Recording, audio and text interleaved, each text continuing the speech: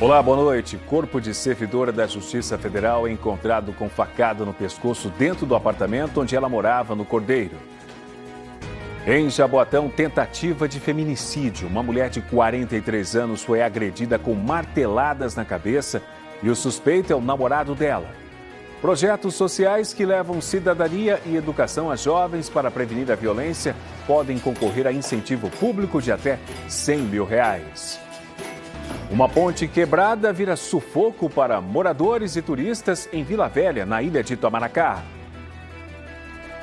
Campanha da Fraternidade. Este ano a Igreja Católica quer falar de educação, sabedoria e amor. Frevo e inclusão. Cadeirante realiza sonho de dançar ao som do maestro Spock.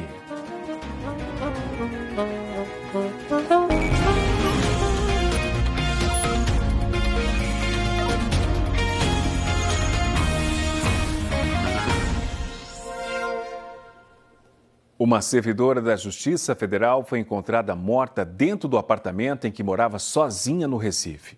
A Polícia Civil suspeita que foi homicídio. Simone Elizabeth de Souza Ferreira, de 62 anos, morava neste condomínio, no bairro do Cordeiro. O corpo dela foi encontrado dentro do apartamento onde morava sozinha. Ontem à noite, a cuidadora de Simone não estava conseguindo falar com ela. Foi ao apartamento e, com a ajuda de um funcionário do condomínio, arrombou a porta e viu o corpo caído próximo ao banheiro. Com a incisão de grande porte na região cervical, pescoço, se encontrava próximo ao banheiro do apartamento. Nós coletamos objetos potenciais, mas que serão submetidos à análise aqui. 3 perícias foram feitas no apartamento, uma delas no fim da manhã. No condomínio Recife Antigo, que tem 40 prédios e 960 apartamentos, os vizinhos reclamam da facilidade no acesso e da falta de segurança no condomínio. Para você entrar em cada prédio, tem alguém que vai ligar, interfonar o porteiro para o prédio para saber se você vai para aquele prédio, para aquele apartamento. Mas para entrar no condomínio, por exemplo, não tem essa coisa de quem é você, para onde você vai, não. Simone Elizabeth era servidora da Justiça Federal em Pernambuco e trabalhava na biblioteca do Tribunal de Justiça aqui no Recife. Para a Polícia Civil, o caso está sendo investigado como homicídio doloso, quando há a intenção de matar. O corpo de Simone Elizabeth foi levado para o IML do Recife.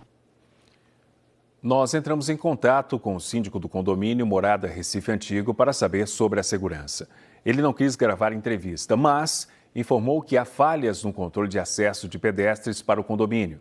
Disse também que um novo sistema de acesso vai começar a funcionar no próximo mês. As imagens das câmeras de segurança do condomínio foram entregues à polícia. Em Jaboatão, um caso de tentativa de feminicídio. Uma mulher foi agredida com marteladas na cabeça no bairro de Dois Carneiros. A gente acompanha essa reportagem que está aqui no G1 Pernambuco, porque a mulher foi identificada como Elisângela Gonçalves da Silva, de 43 anos. De acordo com o delegado Antônio Campos, o suspeito da agressão é o namorado dela, Sérgio Luiz dos Santos. Ele não foi encontrado pelos policiais até agora. Elisângela está no Hospital da Restauração e o estado de saúde dela é considerado grave. Você encontra outras informações aqui no aplicativo do G1. E para interromper o ciclo desse e de tantos outros tipos de violência, é preciso ir além das prisões. Investir na prevenção. Por isso, vários projetos oferecem lazer, esportes e cidadania aos jovens. E agora, eles podem concorrer a um incentivo público de até R$100 mil para ajudar nas atividades. Sem carnaval, não tem batuque, mas tem trabalho. Os instrumentos ficam parados. Essa é a sede da Nação Maracatu Cambinda Estrela. Os jovens aprendem a confeccionar e reparar instrumentos. Estreitam laços com o Grupo Cultural do Coração. A gente atualmente está fazendo confecção de instrumentos, zelando pelos instrumentos, por conta da pandemia, muito tempo parado. Aí está fazendo manutenção direto para poder manter, né? A sede da nação fica na Campina do Barreto, zona norte do Recife. São mais de 86 anos de história e de luta pela educação e pela tradição dos terreiros de candomblé. As atividades com instrumentos são parte de um projeto social da nação. A presidente pretende concorrer a um edital novo do governo do estado para ajudar os projetos. Nós pretendemos trabalhar tanto a questão da salvaguarda, né, que está dentro da questão do bem, da cultura imaterial do Maracatu Nação, vinculando aos diversos outros saberes formativos, né? Confecção de instrumentos, formações também voltadas para a questão da cidadania, né? Cineclubismo, aulas de corte e costura. 62 projetos em todo o estado devem ser apoiados. Cada um recebe até R$100 mil. As inscrições podem ser feitas pelo site prevencal.pe.gov.br. Atividades de esporte, de cultura, de lazer, que signifiquem fatores de proteção e que apoiem, sobretudo, os jovens mais vulneráveis, além de mulheres, projetos com corte racial, projetos com uma série de possibilidades de apoio às pessoas, a partir de instituições sem finalidade lucrativa, que se inscrevem, apresentam um projeto, definem os indicadores para, a partir daí, somar essa rede de esforço. Outro projeto que pretende receber o incentivo é o Centro Social Caboclo Flecheiro, em Águas Compridas, Olinda. A gente podia agora estar na rua, fazendo nada. Aí aqui é uma descontração para a gente. Aqui tem aulas de capoeira e rodas de leitura. Quando a gente lê, a gente descobre uma imensidão de oportunidades que muitas vezes a vulnerabilidade social do nosso território não permite. E também com a capoeira, a gente também trabalha a dinâmica do corpo, do respeito ao outro. Com as mães, a gente tem um trabalho com uma advogada que coordena esse projeto, esse lado do projeto, focado especialmente na Maria da Penha. É um espaço para formar novos públicos para a cultura, para dar esperança no futuro. Tudo começou no dia que eu vim com minha mãe. A gente veio para fazer um estudo ali no salão e eu vi a biblioteca e fiquei curioso. Aí comecei a ajudar, a ser voluntário nos livros, a organizar mais. E me interessei mais e mais e virei leitor, escrevi uma resenha de um livro dos orixás aqui. E isso me ajudou mais a ter conhecimento, me interessei mais ainda pelos estudos. Se for contemplado, o projeto pretende garantir cidadania a mais moradores de Águas Compridas. Melhorar o acesso ao local e melhorar a garantia, né? Garantir que esses estudantes, que esses jovens, que essas crianças tenham uma vestimenta adequada para a capoeira, por exemplo, que a gente possa aumentar o acervo de livros e possa ter um público cada vez maior. As inscrições vão até o dia 28 no site prevenção.pe.gov.br. A Igreja Católica usa o tempo da Quaresma, que começa hoje, para refletir sobre alguns temas importantes na sociedade. Este ano, a campanha da Fraternidade fala sobre educação. Ginásio Pernambucano, um dos colégios mais antigos do Brasil. Desde 1825, gerações de alunos passaram por esse ícone da educação pernambucana. O colégio foi escolhido para o lançamento da campanha da Fraternidade deste ano, que tem como tema Fraternidade e Educação. O lema é Fala com sabedoria, ensina com amor. É um tema importantíssimo, é a terceira vez que a CNBB coloca esse tema para a nossa reflexão. Então nós temos que valorizar isso, porque de fato é muito importante o tema da educação. E esse ano tem uma feliz coincidência com os 100 anos de Paulo Freire, que foi um grande educador pernambucano, né? E também o Pacto Global pela Educação que o Papa Francisco lançou. Mas são dois pontos importantes que motivam a Igreja a realizar uma campanha da fraternidade, mais uma vez, né, sobre a educação. Entre as atividades do lançamento da campanha, uma palestra com o professor da Universidade Estadual do Ceará, Luiz Oswaldo Santiago Moreira de Souza. Ele é do Rio Grande do Norte e leva as lições de Paulo Freire a todo o país. Precisamos de pessoas livres, não de robôs. Deus nos deu a criar o homem inteligência e liberdade. O lançamento da campanha da Fraternidade é sempre na quarta-feira de cinzas. No fim do evento, o arcebispo de Olinda e Recife celebrou a Missa de Cinzas, que marca o início da Quaresma para os católicos. Na unidade do Espírito Santo. Amém. Depois do intervalo, a interdição de uma ponte complica a travessia de moradores e turistas em Vila Velha, na ilha de Itamaracá. E você vai conhecer a história de um passista muito especial e que realizou um sonho ao lado de um dos nomes do nosso frevo. O NE2 volta em instantes.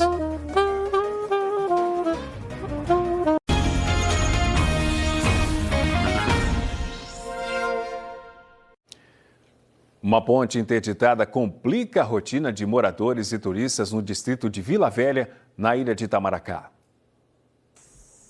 A ponte de madeira, de cerca de 100 metros, servia de passagem para cruzar o rio Paripe. Foi construída no caminho conhecido como Trilha dos Holandeses, no Mangue, às margens do Canal de Santa Cruz, na ilha de Itamaracá. Esses turistas cruzaram o rio Paripe pela água mesmo. Eles faziam o passeio pela trilha e não puderam passar pela ponte de madeira, que está interditada. Realmente a ponte nessa situação é ruim. É ruim para todo mundo, tanto para o turista quanto para quem já mora aqui. A Prefeitura de Itamaracá contratou um pescador para fazer a travessia de barco sem cobrar das pessoas, sejam turistas ou moradores. Mas o grupo chegou na hora do intervalo do pescador. A Prefeitura informou que, dependendo da necessidade, vai contratar mais um pescador para fazer a travessia das pessoas. O serviço vai ficar disponível todos os dias da semana, das 5 da manhã às 8 da noite. Parte da ponte de madeira cedeu quase no meio na segunda-feira. Moradores disseram que cerca de 10 turistas estavam em cima. Geraldo tinha passado pouco antes com outro grupo. Eu passei com o pessoal, eu senti a ponte um pouco meio assim, aí quando chego no forte, uns 30 minutos, a ponte veio a desabar. E como é que você fez para voltar com o seu grupo de turistas? Tive que pegar um barco do Forte Orange, pagar R$120 para trazer aqui, daqui subir para Vila Velha. Esta é a ponte de madeira antes do acidente. Essas imagens foram feitas no domingo retrasado. A estrutura fica do lado das ruínas de pedra da Ponte dos Holandeses. A ponte de madeira Porto Brasilis foi construída há 30 anos. Também era usada todos os dias pelos moradores da Vila Velha, distrito de Itamaracá, que saem para trabalhar. Era o caminho mais curto para a comunidade da parte alta da vila chegar à parte baixa pelo Forte Orange. A pé, o percurso era feito em cerca de 20 minutos. Outro caminho é passando pela Lagoa Azul, longe para ir caminhando. De moto, os moradores dizem que levam em torno de 15 minutos. E pagar ônibus todo dia não é alternativa para a maioria das pessoas, como o seu José. Quem conhece Vila Velha sabe, não tem carro toda hora para sair. E a hora que a gente sai 5 horas da manhã não tem transporte para chegar lá. Então, se for de pé por lá, não dá. Então, o caminho é esse, a única alternativa. O prefeito de Itamaracá, Paulo Batista, disse que depende do governo do estado para que uma nova ponte seja construída e que tinha feito paliativos para evitar que a ponte caísse. Fizemos ainda um paliativozinho, mas só que enquanto fizemos o paliativo, eu procurei o governo do estado para fazer uma nova ponte, que não adianta você fazer pedaço por pedaço, que não ia ficar bom. Aí colocamos tábuas e algumas escoras. Em nota, o governo do estado explicou que está em negociação com a prefeitura da ilha de Itamaracá para reconstruir a ponte Porto Brasilis. O projeto foi enviado pela prefeitura para a Secretaria Estadual de Desenvolvimento Urbano e Habitação e está em fase de captação de recursos. Depois de conseguir o dinheiro, começa o processo de licitação para contratar a empresa que vai fazer o serviço. A nota não informou o prazo para começar e terminar a obra. Também de acordo com o governo do estado, a obra vai custar R$1 milhão. Em outra área do litoral, o problema está na água. Uma mancha escura que apareceu num trecho do Mar de Candeias levou mau cheiro, insetos e desconforto às pessoas que passam pelo local. Desde o início da semana, equipes da Prefeitura de Jaboatão e da Agência Estadual de Meio Ambiente tentam identificar se o problema é esgoto clandestino ou acúmulo de sargaço. Hoje, a Agência Estadual de Meio Ambiente, a CPRH, concluiu a análise sobre o que pode ter causado essa mancha. A CPRH investigou 2 possibilidades para explicar a origem da mancha. Alta concentração de sargaço, comum nos primeiros 3 meses do ano, e esgoto clandestino. Técnicos da CPRH realizaram coleta de material para investigação em laboratório e a conclusão da análise descartou a presença de floração dessas algas, apontando como causa a presença de esgoto e sargaço que geravam um odor desagradável relatado pela população. Em nota, a Compesa informou que não joga esses resíduos no mar e que concluiu a primeira etapa do sistema de esgotamento sanitário dos bairros de Candeias e Piedade no ano passado. Esta semana, a Secretaria de Desenvolvimento Urbano e Meio Ambiente de Jabotão disse que notificou 81 condomínios da cidade que estão despejando esgoto na rede de escoamento das chuvas. A Prefeitura deu aos moradores um prazo de 60 dias para que a rede de esgoto seja regularizada. Keila sabe que os imóveis devem colocar a determinação em prática, mas disse que não é tão simples assim. O nosso vizinho de trás que mora numa casa, ele paga R$6.000 de IPTU, a água dele está vindo dobrada e a obra dele, o orçamento foi de R$4.000. Onde ele vai arrumar R$4.000 em 60 dias para fazer isso? O esgoto jogado no mar tem impactos ecológicos e pode prejudicar a saúde humana. A gente perde a qualidade do ambiente, a gente perde até a parte estética, mas sem dúvida nenhuma o maior deles, se a gente for analisar, seria um impacto severo sobre a saúde pública. Desde ontem, equipes da Prefeitura fazem a limpeza da areia. Hoje, a praia amanheceu com menos sujeira. Os moradores dizem que o mau cheiro diminuiu. Desde ontem, à tarde e à noite, a gente já conseguiu perceber uma melhora no ar. Não está 100% ainda, mas melhorou bastante. Da gente poder ficar em casa, abrir a janela, coisa que a gente já não estava conseguindo mais. E agora a gente mostra um flagrante de sujeira no Recife. Olha só como estava hoje à tarde, em frente ao Teatro de Santa Isabel e também à Praça da República. Isso aí é esgoto. Muita água suja estava saindo dessa tampa da rede de esgoto e o mau cheiro era forte. O vazamento saía por essa tampa e também por outra, na calçada do Palácio do Campo das Princesas, a sede do governo do estado. E agora temos imagens ao vivo para mostrar para você o que aconteceu lá do bairro de Santo Antônio. Não tem mais vazamento em frente ao teatro nem na calçada do Palácio do Campo das Princesas. A Compesa informou que os técnicos estiveram no local para fazer a limpeza da rede de esgoto e o serviço foi concluído. Agora, o Campeonato Pernambucano. Nos aflitos, o Náutico está vencendo por 1-0 o Salgueiro pela 7ª rodada da competição. Robinho cabeceou e abriu o placar. Vamos acompanhar aos 5 minutos. A partida que está no primeiro tempo vale a 2ª colocação na tabela. Pernambuco entrou hoje em um novo momento do plano de convivência. O plano fica mais flexível por causa dos números da pandemia. A quantidade de mortes por problemas respiratórios graves e por Covid está em queda. Você vai acompanhar aqui comigo nesse gráfico que nós preparamos, porque é o seguinte, na linha de cima, você vê o número de pessoas que morreram com algum problema respiratório este ano. O aumento foi até a primeira semana de fevereiro e do dia 13 para cá, esse número vem caindo. O mesmo acontece na linha vermelha, que mostra aí as mortes confirmadas para Covid. O aumento é até a primeira semana e depois uma queda. Na semana passada, 28 pessoas morreram pela doença, uma redução de 78% em 2 semanas, como você acompanha nesse quadro aqui, mostrando as mortes por data de óbito em 2022. E o secretário estadual de Planejamento e Gestão, Alexandre Rebelo, falou hoje à tarde sobre essa redução das mortes e também das internações. A gente chegou a ter quase 900 pessoas internadas ali ao final do mês de janeiro e baixamos para 627 pessoas ali registradas no dia 28 de fevereiro, a última segunda-feira. Então, esse é o saldo, vamos dizer, desse movimento nosso, que nos traz para uma taxa de ocupação de 58%. Com essas reduções, o governo muda o plano de convivência. De hoje até o dia 15 de março, as festas estão liberadas, mas com regras. Graças a esses bons números, a gente tem condições aí de avançarmos, prevendo a possibilidade de realização de eventos com até 3.000 pessoas em locais abertos e 1.500 pessoas em local fechado.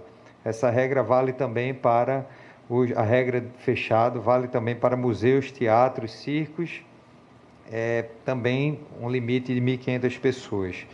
No que diz respeito aos jogos de futebol, se assemelha aos ambientes em local aberto.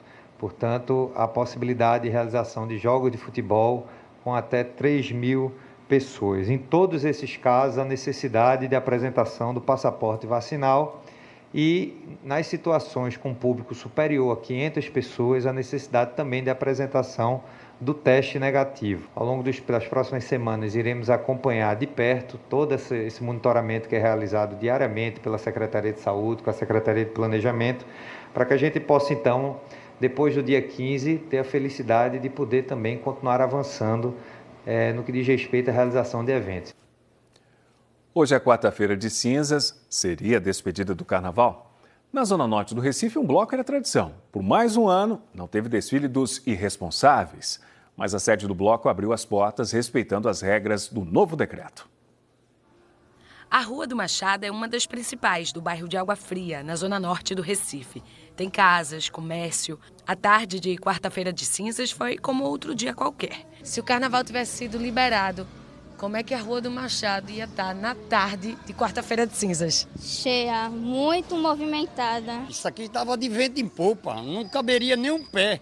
O bloco Os Irresponsáveis surgiu na quarta-feira de cinzas de 1983. Nesse dia, o dono de uma mercearia não abriu a loja porque fez uma farra na noite anterior. A fama de irresponsável pegou e se espalhou entre moradores que queriam esticar a folia. Este ano, para a data não passar em branco, a sede da agremiação abriu para uma festa para poucas pessoas, ligadas à diretoria e convidados. O governo estadual liberou eventos para até 1.500 pessoas em espaços fechados, a partir de hoje.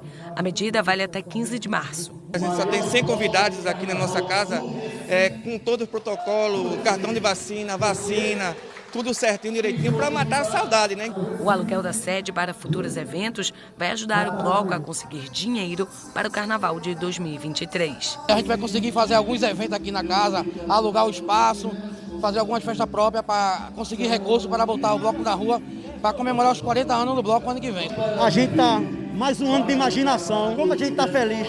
Fernando Zacarias carrega o estandarte dos irresponsáveis desde o início do bloco. Tem a mesma função no Galo da Madrugada. Aos 78 anos, conta as horas para voltar a desfilar nas duas agremiações. Eu fiz o primeiro estandarte dos irresponsáveis e espero que Deus me dê saúde, me dê felicidade, que no próximo ano eu esteja lá na avenida conduzindo não só o estandarte do Galo, mas o estandarte na quarta-feira de cinza dos irresponsáveis. As festas não são como antes, não teve carnaval, mas o frevo, esse não muda. Você vai conhecer agora a história de um passista muito especial e que realizou um sonho.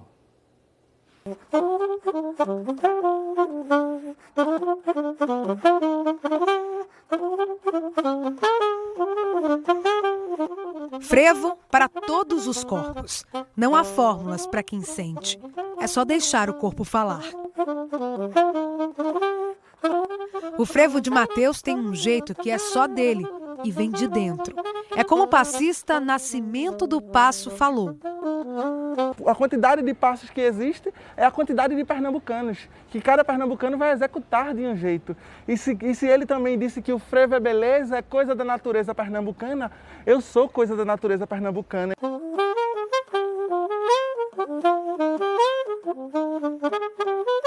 A barreira para ele quebra todas. Para você ter uma ideia, ele quando ele vai dormir, antes de dormir, ele dança frevo. Quando ele vai tomar banho, ele dança frevo. O frevo para ele está na alma dele. Mateus tem 24 anos, é pedagogo e foi o primeiro cadeirante a entrar para a escola de frevo do Recife. A escola não era adaptada e aí eles precisam ir em busca desse entendimento de que se o primeiro direito do ser humano é o direito de ir e vir, e se o frevo é inclusão, ele precisa estar dentro da escola, ele precisa estar sendo inserida. Mateus usa cadeira de rodas desde 2011, mas mesmo antes disso já era completamente apaixonado pelo frevo e por outras representações da cultura pernambucana. Quando parou de andar, por causa de uma cirurgia mal sucedida nos tendões, resolveu que iria usar o corpo dele como instrumento para a inclusão.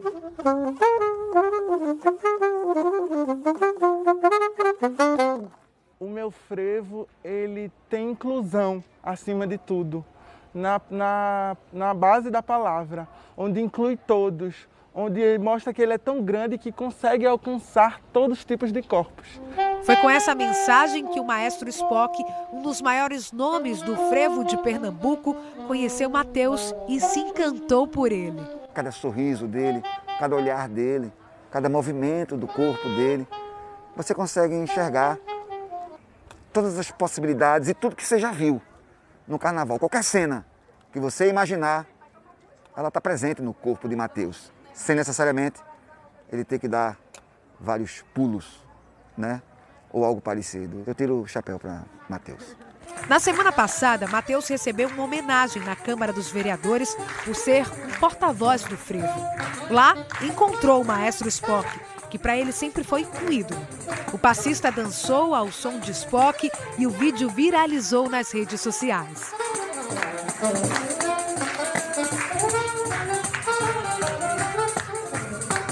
Foi de uma emoção e de um momento muito importante na minha vida. A minha vida muda, sem exagero nenhum. A partir do momento que eu encontro Mateus e que faço um som com ele, que vejo o enorme poder, brilho nos olhos dele. Ter Spock, né, como um dos norteadores maiores dentro da minha vivência do frevo, e ter esse encontro me faz parecer que eu estou nos dias de carnaval, como se estivesse acontecendo, né? Parece que o carnaval, para mim, ele está acontecendo como nunca. O encontro deles rendeu um frevo composto pelo maestro Spock. Encontrei com ele agora, mais uma vez. E aí, Spock, o que é que a gente faz? Eu digo, Mateus, vamos criar uma melodia aqui. Então, eu acabei fazendo uma melodia. Aí eu disse, o que é que eu coloco? Mateus frevando, Mateus no frevo. Ele disse, não, nas rodas do frevo. Aí um título lindo, né? Só ele mesmo para colocar um título desse nessa composição que a gente gravou, nas rodas do frevo. É o Recife, é a vivência, é as ruas. O frevo está nas ruas, o frevo está na alma, o frevo está na cadeira de rodas, está em mim, está em você e está em todos. Então é esse pertencimento que adentra e que me faz entender como um estandarte, como um baluarte. E com essa alegria de Mateus, a gente se despede. Boa noite para você e até amanhã.